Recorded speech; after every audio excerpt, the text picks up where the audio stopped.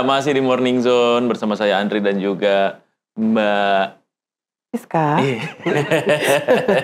Biar dia menyebutkan namanya. Agak lupa kayak Mas Andri ini ya, lama gak ketemu ya. Lama gak ketemu ya Mbak Siska ya.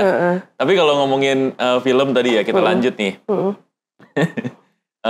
Ini menarik, ada film animasi Jumbo juga ya, yang kemarin ini sempat viral juga. Terus kemudian banyak juga pujian-pujian positifnya gitu ya.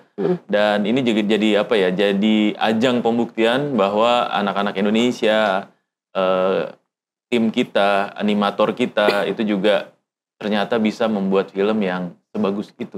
Ya. Gitu. Nah, tetapi ini kita juga akan banyak diskusi nih, ya kan? Dengan praktisi film, dengan Mbak Nova Sari Widyaningsih. Nah, ini kita sudah tersambung by Zoom. Nah, ini dia. Selamat pagi, Mbak Nova. Halo, selamat pagi. Nah, ini Mbak Nova ini juga pernah terlibat dalam produksi film animasi ya, Mbak ya? Iya, sebelumnya. Ya. Nah, ini kita pengen tanya-tanya nih, Mbak. Saya sama Mbak Siska juga pengen ngobrol nih. Kira-kira kalau menurut Mbak sendiri gitu, kesuksesan film Jumbo itu ada pada apanya sih gitu? Apakah pada kontennya gitu, yang dekat gitu ya? Karena kemarin saya ngelihat di media sosial ya, itu penontonnya itu yang nangis itu justru yang seumuran kita tuh. Yang tua-tua ya. Yang tua-tua tuh. Ya kan? Apakah memang akhirnya inner child kita keluar setelah nonton film itu? Iya, berarti kan kontennya yang bagus nih ya. Atau memang dari sisi productionnya gitu. Saya tahu katanya mereka punya DOP sendiri gitu kan, ya kan? Dan ini menjadi hal yang baru ya di Indonesia itu ya, terkait soal animasi yang menggunakan DOP. Nah, menurut Mbak Nova sendiri gimana, Mbak? Ya, pertama saya mau ngerespon dulu ya. Jadi memang tentunya sangat luar biasa banget, bangganya, what a monumental achievement banget untuk animasi Indonesia ya. Akhirnya animasi yang dibuat 100% oleh anak bangsa itu bisa menorehkan prestasi yang sangat membanggakan. Karena baru saja juga saya baca artikel terbaru itu udah surpass animasi negara tetangga ya, menjadi highest grossing animation di Southeast Asia all the times, dengan keuntungan sekarang ke 17 gitu, hari pemutaran ke-17 udah hampir 130 miliar lebih. Jadi sangat bangga, apalagi sebelumnya saya juga praktisi di animasi, sebelumnya kerja di studio animasi, dan beberapa rekan saya juga tergabung dalam tim pembuatan Jumbo, jadi sangat bangga sekali. Jadi keberhasilan ini akan jadi milestone atau tonggak baru nanti ke depannya untuk harapan animasi ke depannya gitu. Terus karena Jumbo ini benar-benar viral ya, kalau ditanya sebenarnya apa sih faktornya gitu? Apakah hanya kemarin viral di sosial media atau kontennya juga yang tadi seperti di-mention relate dengan orang dewasa gitu ya. Sebenarnya macam-macam gitu kalau kita ulik satu-satu, karena kemarin saya juga mengobserve gitu. Wow. Awalnya kan film ini tuh rilisnya itu adalah program film animasi keluarga yang special release untuk edisi lebaran gitu ya. Jadi momen-momen lebaran untuk keluarga karena momentumnya pas lebaran gitu. Tapi ternyata day by day itu secara organik itu berkembang menjadi viral dan banyak sekali menontonnya gitu. Kalau kita ulas ya, sebenarnya apa sih yang bikin Jumbo itu bisa selaris itu gitu kalau dibandingin dengan animasi-animasi lain. Yang pertama itu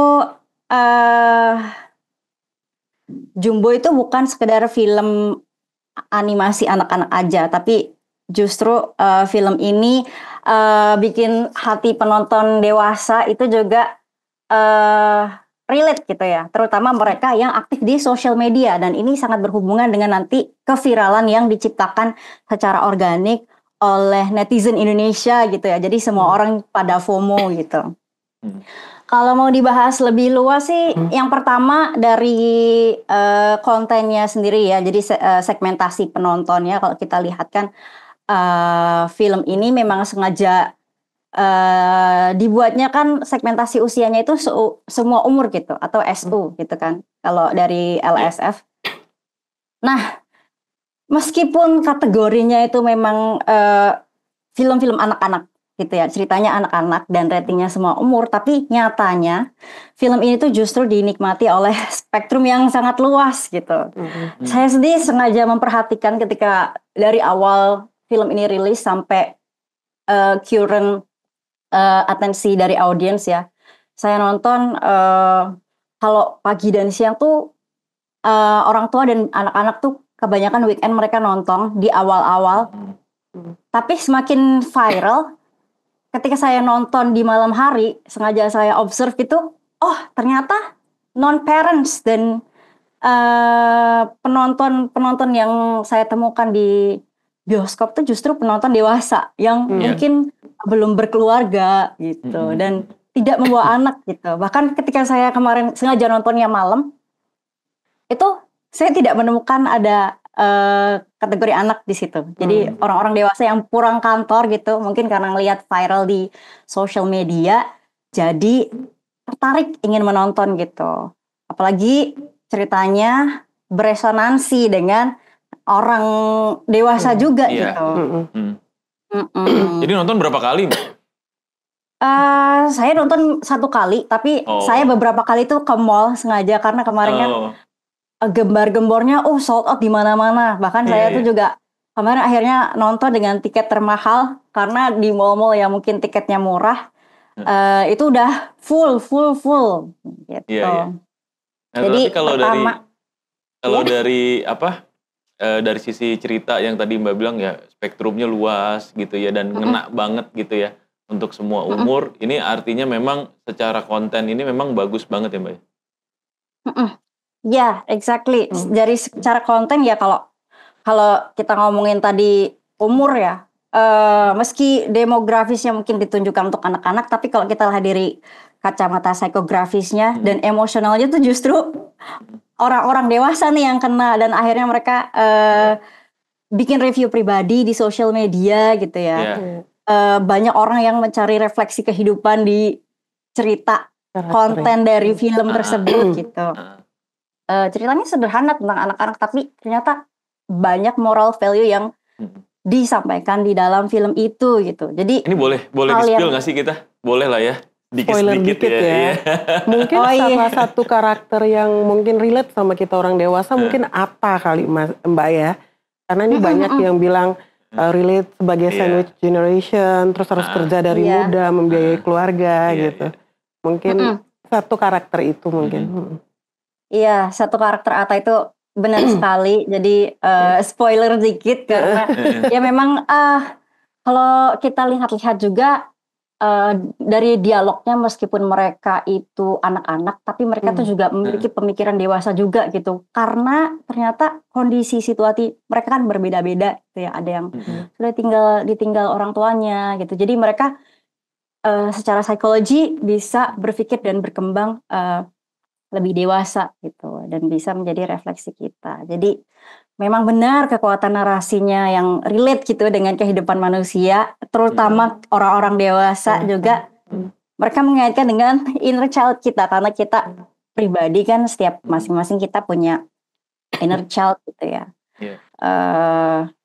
Ya sebagai penonton dewasa sih saya merasakan sendiri ya gimana film ini menyentuh gitu dari sisi emosional dan memberikan juga ruang refleksi pribadi gitu atas hidup saya sendiri gitu dan ternyata netizen tuh juga gitu gimana menurut pendapat kalian, apa kalian juga akhirnya berefleksi gitu karena kan di situ ditampilkan sifat-sifat manusia ya, ada yang egoisnya, ada yang ambisiusnya gitu. It's closely relate to us gitu dan kaya banget berarti ya karakter-karakternya ya.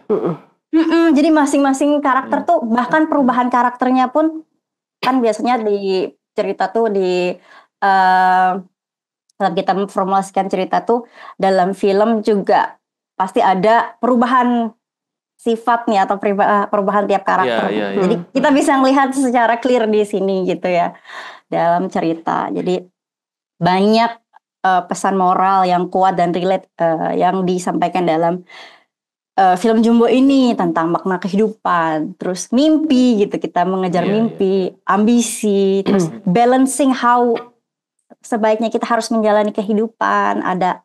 Ada kalanya kita ngalah, ada kalanya kita menjadi supporter, tidak hanya menjadi superstar yang selalu get the spotlight gitu. Terus cinta keluarga dan memori bersama keluarga, friendship. Juga yang penting adalah ada isu no bullying dan bagaimana menghadapi suatu kegagalan gitu. Apa yang paling nyes, Mbak? Yang paling nyes adalah ya mungkin karena kalau menurut Mbak maksudnya waktu nonton gitu. Kalau menurut saya yang paling nyes itu adalah banyak hal sih, terutama sesuatu yang berhubungan dengan parents ya, dengan cinta itu sangat relate gitu. Mungkin teman-teman juga yang resonance the same thing gitu, yang mungkin sudah tidak memiliki orang tua dan harus bertahan hidup, harus kuat gitu ya, karena ya namanya life cycle, nanti pasti people come and go, tidak ada yang abadi gitu. Orang tua kita suatu saat nanti meninggalkan kita gitu, misalnya kita harus kuat, dan itu juga ditorehkan di lagunya. Jadi pas saya pulang, saya langsung buka Spotify tuh, aduh muter lagi tuh, saya menangis, benar-benar menangis, reflecting about keniscayaan dalam hidup kita gitu ya. That's life gitu. Oke Mbak, proses kalau kita tadi itu udah konten ya, kita udah ngomongin konten. Gimana Mbak melihat proses produksinya? Takes time 5 tahun ya untuk proses produksi, kemudian melibatkan 400 artis lokal gitu, mulai dari ilustrator, mungkin animator juga gitu, semuanya lokal gitu. Gimana Mbak menanggapi ini? Aku sangat salut ya, karena memang I've been there working within the animation industry gitu. Sebelumnya saya tuh kerjanya itu adalah bikin animasi program televisi yang dimiliki Australia dan Amerika.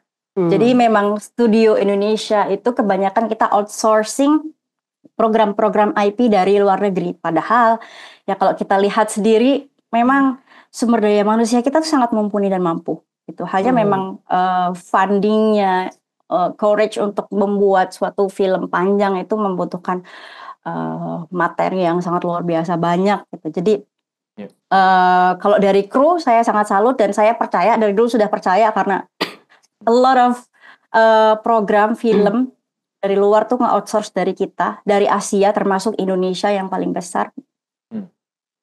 Jadi finally kita bisa membuktikan bahwa this is us. Now we have the quality, we can prove that this is our film sendiri 100% gitu. Bukan kerja untuk orang lain gitu ya.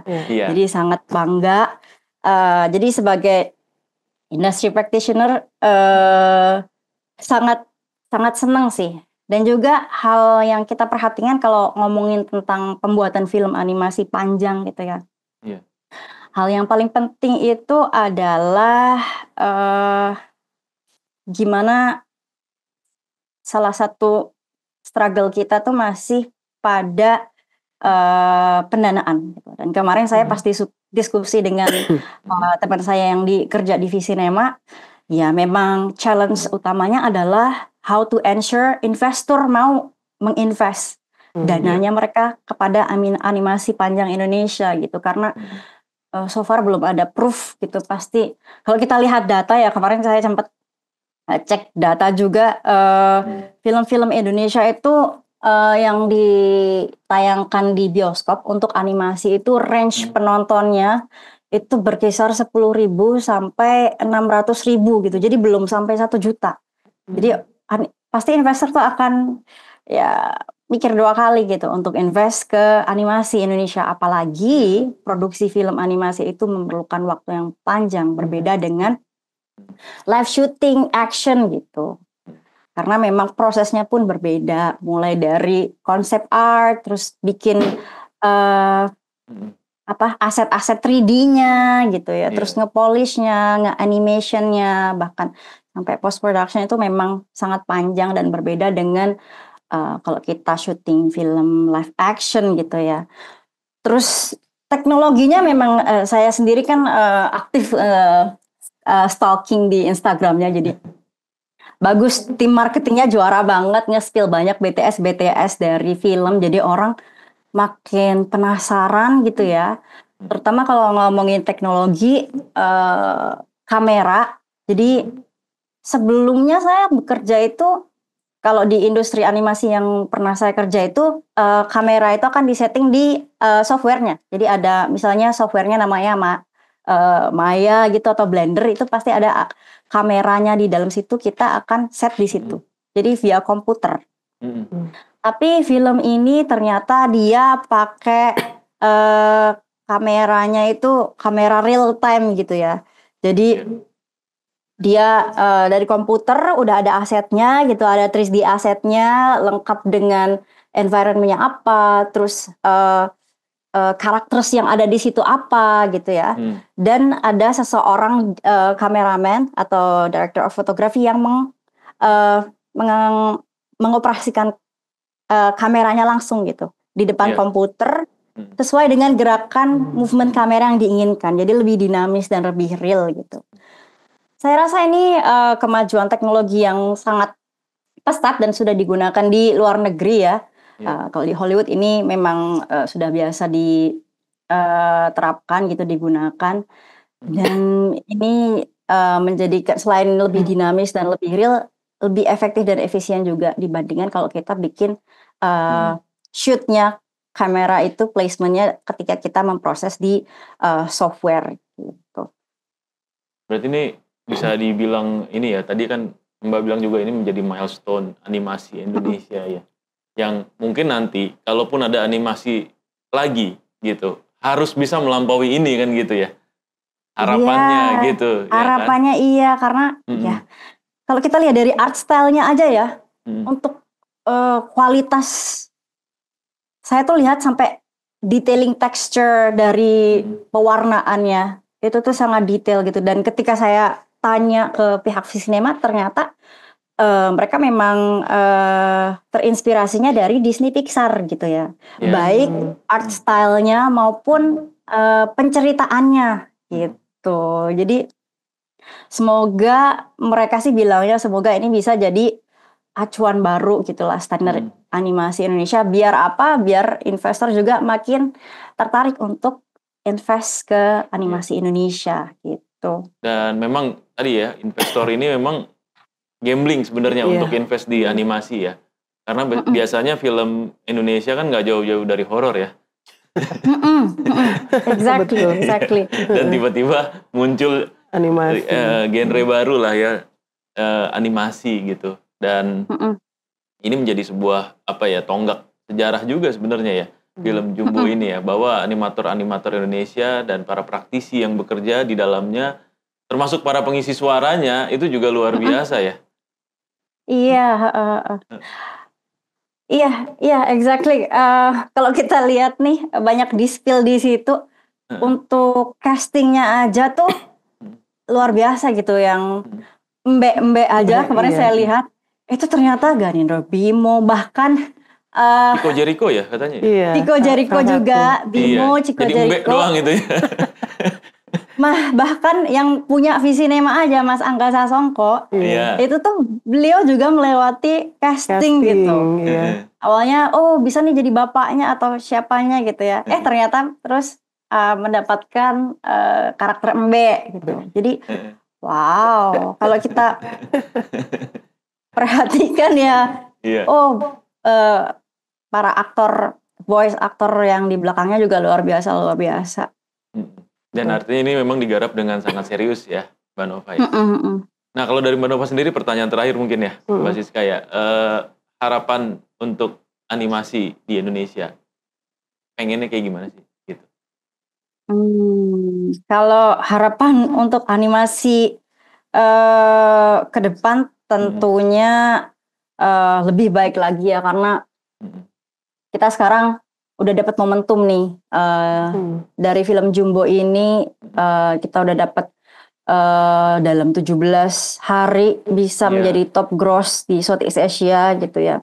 Dan kalau lihat viralitasnya kebetulan kita kan belum bahas bagaimana marketing strateginya dan bagaimana people respond ya. Itu sangat menarik kalau kita bahas gitu. Harapannya sih pasti akan bisa nambah lagi gitu, kayak kalau kita ngutip dari si Rian Adriandi sendiri nih, si direkturnya tuh udah ngomong bahwa film ini tuh wujud dedikasi anak bangsa gitu, dan upaya juga untuk memperkuat animasi Indonesia ke depannya gitu. Jadi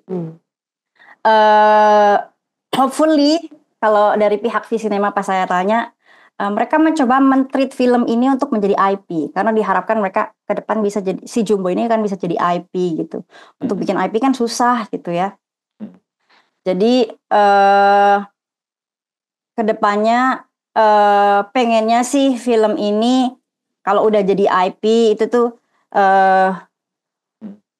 bisa dikembangkan gitu. Karena nanti kalau udah jadi nggak hanya dari IP film kan, ya berarti ya, dari merchandise juga gitu ya. Iya, exactly. Jadi kalau kemarin saya tanya ke Visinema ini ya akan diterima sebagai IP. Kita lihat tidak cuma Visinema aja yang promote, di mana mereka bikin booth gitu agar publik melihat gitu. Ada yang bikin balon-balon besar, terus kerja sama juga dengan Kementerian Ekraf kalau nggak salah, atau Kementerian Pariwisata. Mereka bikin stand-stand jumbo gitu ya. Jadi ada yang di bandara, ada yang di Candi Prambanan dan lain-lain gitu. Karena publication itu penting gitu. Jadi untuk spread awareness ke orang-orang supaya nanti hopefully jangka panjang bisa jadi IP. Jadi bisa sustainable nilai ekonomi jangka panjangnya. Jadi memang brand building dan fanbase-nya sengaja di build dari sekarang gitu. Iya, betul. Jadi memang kayak ini ya, kayak ya kita lihat studio-studio besar di luar negeri ya, kayak Marvel, Disney, Pixar segala macam, dia pasti punya IP yang justru laris manisnya di sini gitu. Mulai dari gantungan kunci, sepatu, tas, baju, segala macam ya gitu. Dan mudah-mudahan ini juga bisa jadi momentum juga ya, bahwa industri film ini tidak hanya sekedar film, tapi juga menjadi fanbase tadi yang Mbak bilang itu ya, bahwa orang-orang juga nantinya akan membeli merchandise dan juga IP yang mereka punya gitu. Mbak Nova, terima kasih banget ya Mbak. Ini kita diskusi pagi ini seru banget. Tapi yang pasti tadi Jumbo ini memang layak untuk ditonton berarti ya Mbak Siska ya. Banget. Karena dari sisi kontennya yang spektrumnya luas, jadi bisa ditonton siapa aja gitu. Terus kemudian juga dari penggarapannya yang serius banget, 5 tahun ya?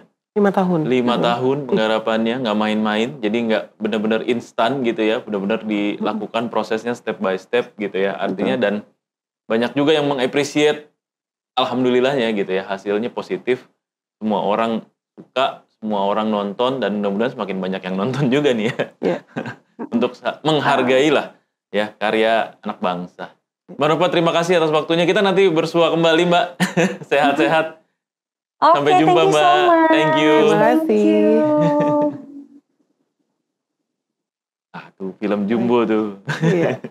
Fenomenal banget. Fenomenal ya. 14, berarti ini udah hari ke-16 ya? Hari ke-16, itu. Jadi kalau misalnya ternyata... Masih lama kan di bioskop ya? Ada tambah layar nih. Ada tambah layar ya? 900 lebih layar, tambah layar. Kalau memang misalnya kemudian kan film animasi terlaris di bioskop Indonesia itu Frozen. Frozen 2, kalau itu 4,6 penonton, 4,6 juta penonton. Kalau misalnya kemudian nanti... Dia tembus bisa tembus. Angka itu. Wah, luar biasa ya. Luar biasa, mengalahkan Frozen ya? Iya, Frozen 2. Karena kita sudah menyingkirkan Moana 2, ini on the way ke Frozen 2. Gitu. Semoga ya bisa ya. Luar biasa ya. Dan ini memang menjadi achievement yang yang membanggakan buat kita semua. Dan tadi dibilang milestone itu betul ya. Artinya nanti kalaupun ada lagi animasi-animasi, film-film yang selanjutnya mungkin harus lebih baik dari ini artinya. Pasti ada ya, karena karena kita juga punya MNC Animation yang garap film-film animasi gitu. Betul. Memang yang paling harus diperhatikan itu selain gambarnya mungkin lebih kepada esensi cerita ya. Iya. Gitu, yang lebih relate ke penonton. Betul. Gitu. Karena itu langsung memantik psikologis kita sebagai penonton. Dan deep ya. Ada banyak pesan yang bisa kita serap dari film itu. Wah, nih berisi juga nih ya ternyata ya tema film kita pagi ini nih Mbak Siska. Oke, Toners, terima kasih atas waktunya. Kita akan ketemu lagi tetap di jam yang sama, jam 8 sampai jam 9 di hari Jumat besok ya. Dan kita sudahi dulu untuk episode hari ini. Sampai jumpa. Wassalamualaikum warahmatullahi wabarakatuh.